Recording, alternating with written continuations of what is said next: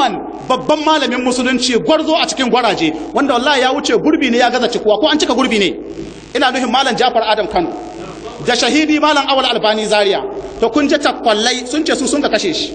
don Allah akwai wani da zai tawa ya ce muna a'a ai don su yi kazana mutun na fa yayi ikrari yace wada an kai ma wani kuma wallahi wannan yana nuna ma ishara akan cewa dole mu tashi tsaye ahlus sunna wal jamaa kwakwalwar su bude take to wani ya komo ya muku hudu ba shedan yace abinda an ga san ku da zaman lahiya da kaza ka'ida Allah ya fasa ce fa mani itada alaikum fa atadu alaihi bi misli ma atada alaikum duk wanda ya muku ta'addanci ku yi mai ta'addanci kun ga yanzu kofa ta bude yan boko haram sun bude yaki tsakanin su da ahlus sunna wal jamaa ba su da tage in ba malaman sunna ba me ya kamata ahlus sunna su yi shine hukuncin su shine in an kama dan boko haram ba wata hukuma da za a ba kawai a kashe shi wannan shi a hukunci duk wani rabe da galibi malamai ba su son magana akan wannan matsala me yasa saboda bindiga kana magana yanzu ana samu wani a tura ma a ce ya kashe ka yanzu in kun lura mi Allah malam Isa alfantami bai da wani laihi in ba muƙabalar da ya ta riga ta canye su ba ta watsu duniya kowa ya gano ƙarya ta su kai kuma wallahi inda zaka gano jahili na shi wanda yake maganganun shi wanda ake kira shafkau din ka kalli larabci ne ka gani kai ka san cewa bai yi karatu ba jahili na tantagarya wanda duk yake mu'amala ta kasuwanci da mutanen Borno ya san bala'in da mutanen Borno suke ciki amma ku kalla ina waɗanda sarakuna masu alkebba banza alkebba yohi don wallahi alkebba su bata da amfani inda tana da amfani waɗanda da sun ka taso muna da wannan bala'in ya kamata sarakunan mu na arewa su tashi su yi maganganu waɗanda ka nuna wallahi muna kiran jihadi mu zo yan boko haramun din da a cikin kewayen Borno wallahi in mun ka ɗauki guda babu wanda za mu ragawa amma me yasa aka shan jinin mu har yanzu saboda yan demokradiya sun riga sun lalata harka duk wanda yake goyon bayan fatin siyasa ko yana da alaka da boko haram hissai akai yan APC Najeriya sun yi ta hudin cewa Alimadu Sharif dan boko haram na sun yi ta hudin irin wannan magana an taba kama kwamishina cikin kwamishinoni ne yace a bari shi magana da gwamna an haka shi don gayyato na asiri ranar da Alimadu Sharif ya koma APC an ka wanke shi ba a koma magana boko haramun dite ba an saki yi to amma abin da ya dami mutane an wa Buhari kuwa Borno Imamul Buhari na da ba su yi mai kuwa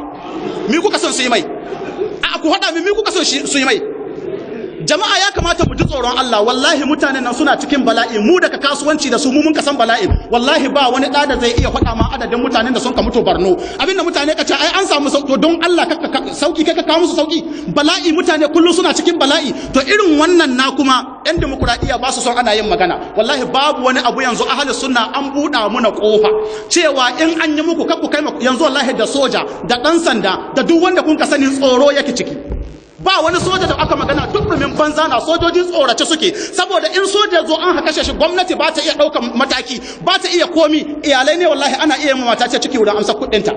kuɗi na fansho ne ana iya mata ciki to kuma ku komo nan jihar Sokoto ga bala'i can raba isa da sabon birni wallahi abinda zai baka mamaki waɗannan maganganun da nika ta maimaitawa mutane na nan na ta tsegumi don Allah ka bar maganganun nan kai kowa ga malamai na waɗanda ya kamata su yi magana min barin su ba su yi ba nace to an dan musu wani abu ni wallahi ko yi magana ga sai na ko maimaita ta kun san dalili na wallahi ku zo ku saurari abin da ya faru yana cikin abin da ya sani ce muku yan demokuraɗiyya da mataki na ƙasa da mataki na jiha ta'addanci babu yadda za a yi mutu sai sun kama kansu da koya ma yan ta'adda baya gwamnatin jihar Sokoto da ana son a yi zaɓe isa da sabon birnin kuɗi ta basuwa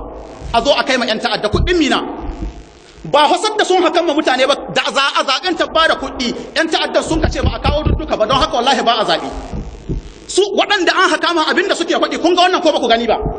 menene alakar gwamnatin Sokoto da ta ba yan ta'adda kuɗi saboda su yi hankuri a yi zaɓe lahiya a gama sun ka ce wallahi kwai ya zaɓe kwan zaɓe PDP suna halaka shi kowa ya zaɓe APC missa an ba da kuɗi a kawo musu ashe wannan yana nuna cewa maganar da gwamnatin Sokoto ta yi na cewa yan ta'adda isa da sabon birni suna da makamai amma don kariyar kansu da wa sun ka fara da gwamnatin jihar Sokoto don haka sun hakamma mutane sai da gwamnati ta koma ba da kuɗi an ka zo an ka shirya da su sannan an ka amso mutanen sannan an ka yi zaɓe isa da sabon birni in akwai wani ɗan dimokuraɗiyya a jihar Sokoto ya karyata wannan maganganun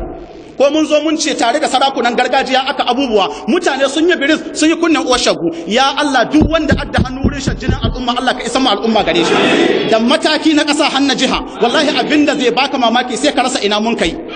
sai ka rasa ina mun kai yanzu ku ji kwanan gaba aka magana wai an kashe 20 billion ga firamare ta jihar Sokoto wai biliyan 20 da wani abu wallahi ko mata gwamnati ta san ƙarya ta shi kai ku zo ƙauyuka ku gwada muna inda an kai yanzu waɗanda kuɗin ba su ɗaukan ƴan firamare na jihar Sokoto su kai su Ingila su yi karatu wai an kashe 20 billion kuma wasu muna hukkan Allah wani da gani ne social media yana rubutu ka san uwa ce ta sha ruwan zahin banza wallahi don in ki haihi baban baɗe yayi ma ƴan siyasa banbaɗanci yayi musu ƙarya sai ku rasa yadda za a yi al'umma an ki taimakon su ko wasu da sun ka ɗibi kuɗin mu maimakon su to su taimaka muna ga gwamnatin jihar Sokoto ta shaƙe mu ta ci amana mu su ko sai sun ka bi hanya suna watsawa don shi nika cewa ya Allah duk wanda ka bin titi yana watsa kuɗin mu ka haɗa shi da EFCC na ji kun yi shiru ba ku ce amin ba subhanakallahumma wa bihamdika ashhadu an la ilaha illa anta astaghfiruka wa atubu